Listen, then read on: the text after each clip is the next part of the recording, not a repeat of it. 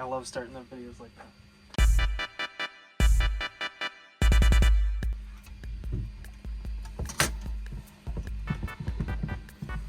See that wobble? That's not good in a printer. I'm a printer doctor. I'm the doctor of printers. So, this is probably going to be the biggest project on my channel that I've done. Even bigger than the Recreator, which is exciting. But I have this old Ender. Those of you that have been longtime subscribers of the channel will recognize this. This is where a lot of my original videos were made, was with this printer. Originally, I was going to turn this printer into another Recreator because, you know, what's another Recreator? But as I kind of thought about it, I thought, well, maybe I could use this instead of just scrapping it. I figured, you know what, why don't I just throw a bunch of upgrades onto this and make it like the ultimate Ender, and then I can make it a really good video, and hopefully it does well, but I don't know. So let me turn this printer into, I kind of want to run through really quick, show off what I've done to the printer, printed upgrades, mechanical upgrades, all of that. And then in case anybody wanted to replicate what I did, I wanted to talk about some of the pros and cons of what I did, things that I ran into that needed to be addressed, that kind of stuff. So I think the easiest thing to start with is the mechanical parts that I added. So this is the Creality Sprite Extruder Pro Kit. If you remember, I added this onto my Ender 3 V2, which is currently printing right now. It's been in a lot of videos. It's my main workhorse printer, and I love this thing. The Sprite Extruder is like perfect. I love it so much. And I really wanted to put this on my CR10. But the CR10, if you know anything about the original CR10, it runs off of 12 volts. Every single other Creality printer runs off of 24 volts. The later revisions of the CR10, CR10S, Ender 5, I believe even the K1s run off of 24 volts, not the CR10. So I can't put one of these on the CR10 because it runs 24 volts and the CR10 is 12. I was kind of looking at all the stuff that I would have to change, and I was like, this is kind of a lot of stuff to change, and I just would rather not mess with it too much. But you might be asking, if I have a printer that works, I have the K1 that works, and I have the CR10 that works, why do I need a fourth printer? Well, the reason for that is because this Pro Extruder kit is very special because it takes 2.85 diameter filament. So for those of you that aren't aware, when 3D printing started as an industry, the filament diameter that was used was 2.85 millimeters or 3. They're sort of interchangeable. And as you can see here, this is the new standard that we use, 1.75 millimeters, and comparing them side by side, you can visually see the large difference between the two of them. Now the question is, why would you use this diameter, or why would you want this on a machine? It's a really silly reason, but since 2.85 millimeter filament is kind of on its way out, a lot of stores still stock it because it's still like a standard, but it's like an old standard. It's kind of like when you go to a store and they have composite cables. Even though most TVs and most, you know, DVD players, game systems, the like, don't use composite cables, because it's existed for so long, it still is just at the store. In fact, stores like Micro Center still sell 2.8 millimeter rolls of filament, brand new in the box. And so they're not something that you can't find, but because most printers don't use them, you can get them for very, very cheap. Like this entire roll of filament that you're looking at here was, I think, $10 when I bought it, and the inland rolls were either 10 or 15. And I even was able to snag some PETG, which $10 for a roll of PETG is like dirt cheap. My main goal then is to take the cheaper filament and use it for projects that don't require specific colors, and I want to print them without having to worry about material cost, because like I said, these are way cheaper than the filament that I already use. So I feel less bad about printing stuff out, rapid prototyping it, with this filament because it was so much cheaper than the filament that I actually have. And when I looked at it, the filament that I bought was going to be so cheap that it made up for how expensive it was going to be to retrofit this Ender 3 Pro with all the pieces to make it work with 2.85mm filament. So with discussion of filament out of the way, let's start talking about upgrades. So the first upgrade, I put a SKR Mini E3 V3 board on this printer. It's very much a board that's meant to be used stock on the old Ender architecture. It really doesn't play nice with the V2 or the S1s, but that makes a lot of sense because the S1 and the V2, their boards are already silent and have the hardware to accept things like the BL Touch. So an upgrade with the SKR Mini E3 V3 it kind of doesn't make very much sense unless the board is completely burnt out. So the fact that it's not a great translation kind of makes sense. It's not really meant to be on this type of printer from what I've seen. The main reason why you need to be careful is you have to get a special cord to use this screen.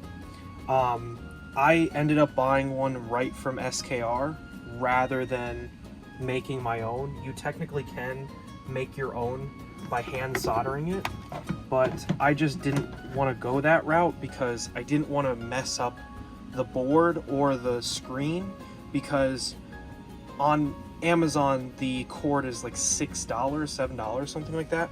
A new screen and a new board would probably be around $75, and so I was willing to get the $6 cord rather than burn out one of my things. But I will point out that if you buy them off of Amazon, I don't know if this will be fixed when you buy it. There's no way for me to know. But the diagram that's on the SKR manual for this cord is wrong.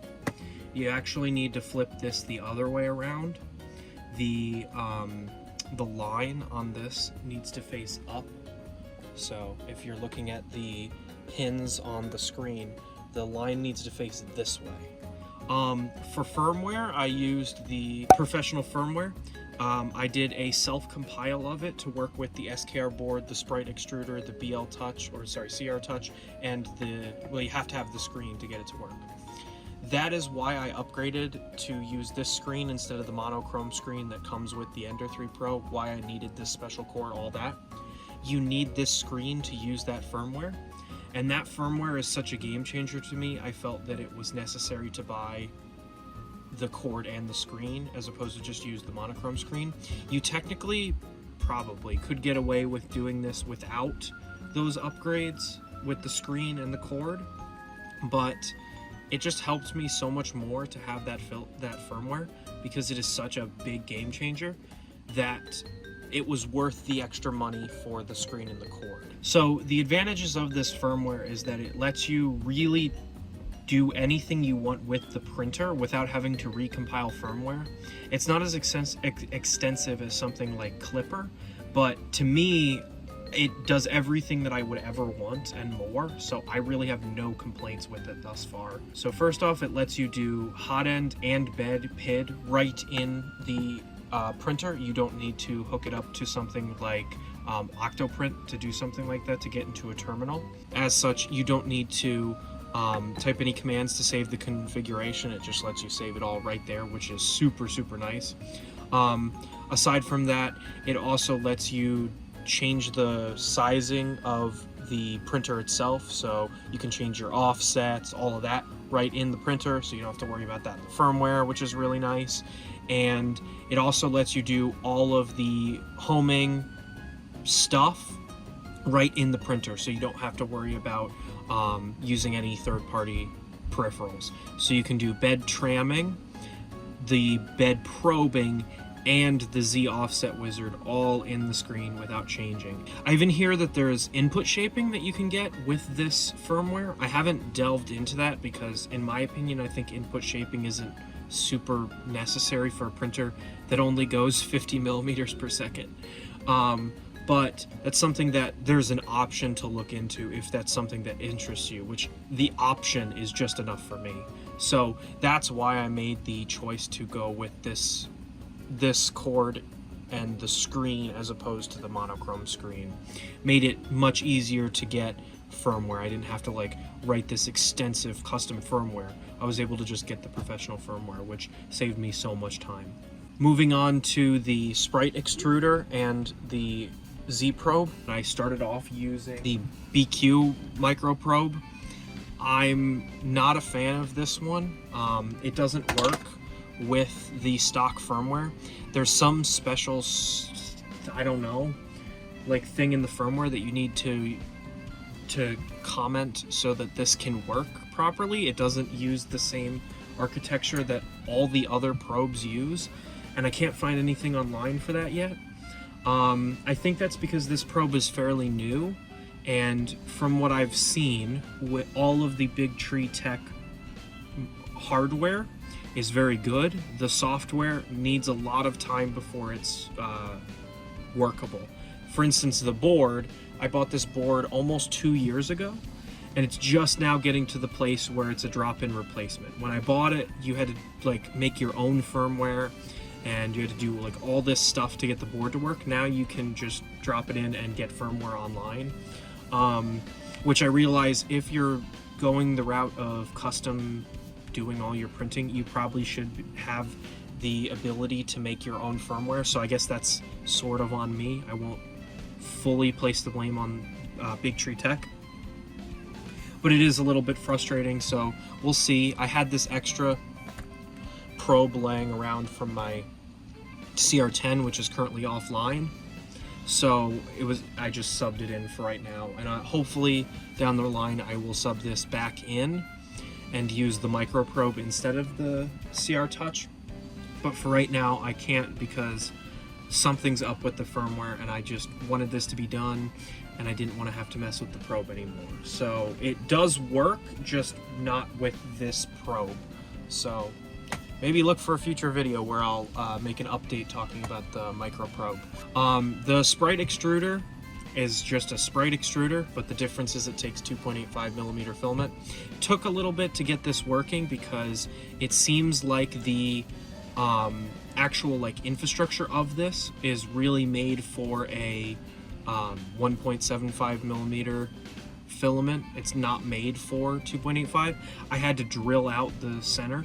I'd read that on Amazon in one of the comments, and that comment was absolutely true. So just be mindful if you do want to go this route. Just be mindful that you'll have to drill that little bit out. It took me like a couple minutes with a drill. All I had to, the longest time was finding the bit that fit the size that it needed to be.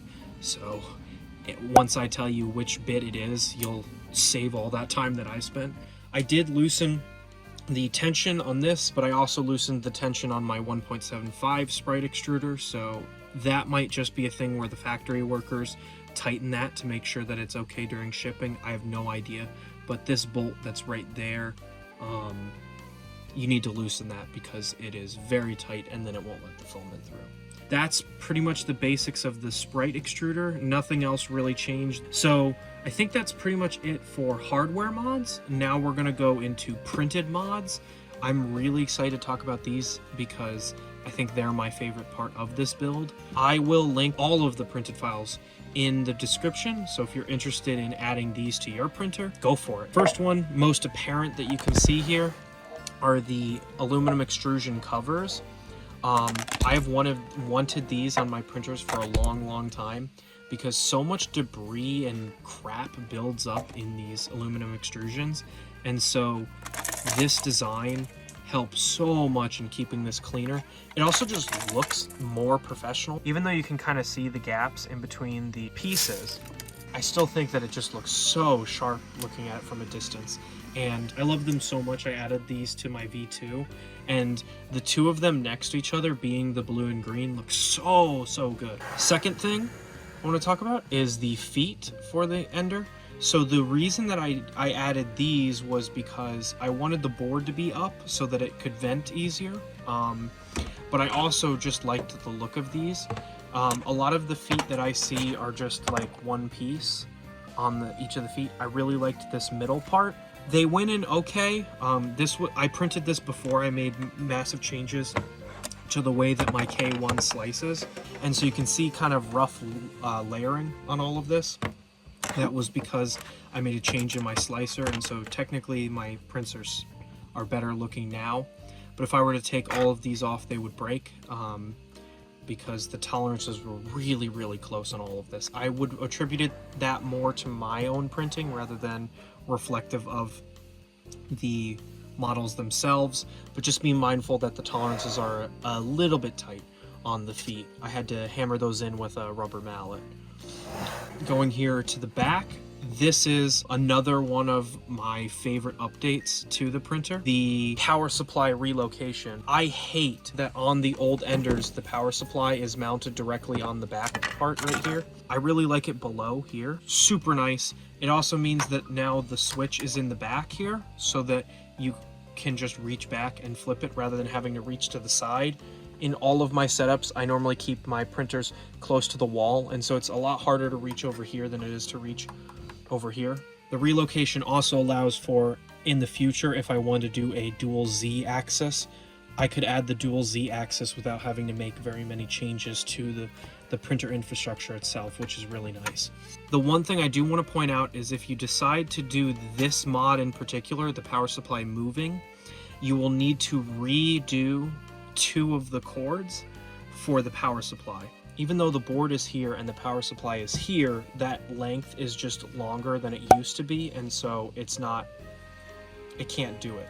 The advantage of redoing the cord though is then you have a lot less, I know it's hard to see with all the mess going on here, but then you don't have that really long ender cord, which I've actually seen some people have accidentally printed that cord into, like it's been loose over here and they've accidentally printed it into the thing that they're printing. You won't have that issue if you do this power supply relocation with the extra cord. The screen relocator right here, so the screen normally is like over here. See, I can't even reach it because the SKR cord isn't long enough, but normally the screen is a little bit further over.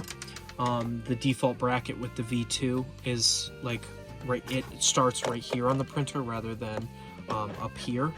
This relocation makes the profile of the whole printer a lot skinnier, which is nice. I like that. Also, it just looks kind of a lot sharper in my opinion, being closer to the board. Really like that one, and so again, I added that to my Ender V2, which I'll show some footage of as well. Final upgrade that I did is I added the shelves, pretty standard. I will note that this one didn't print perfectly. There is a huge line and it like peeled off the base. So I might end up reprinting this sometime down the line. This is pretty standard. A lot of people print shelving units. This one just was the one that I liked the best. Fit was pretty good, a little tight, and again, I think that has to do with my printer, not the file itself. So yeah.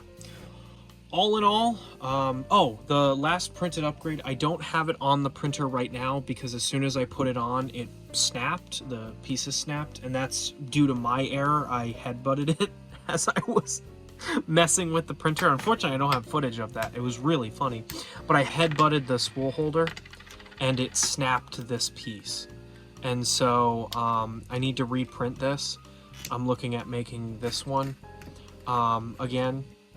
So here it is. It's just broken. It won't be on the printer.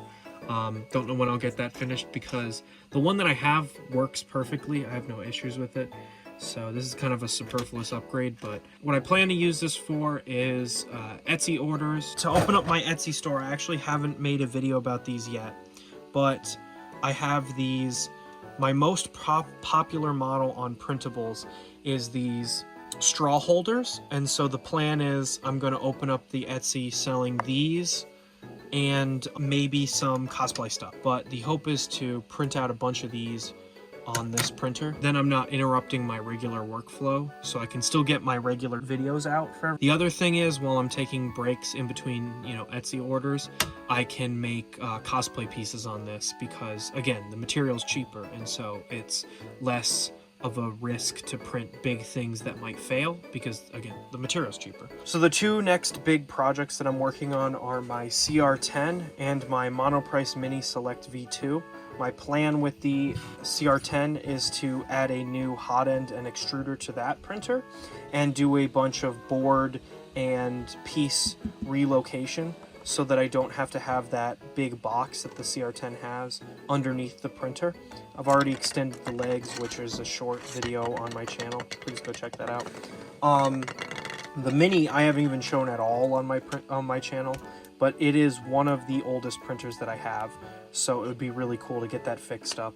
I'd like to put a new hot end on it and get that working. I don't think I want to make any big changes to it aside from just getting it working.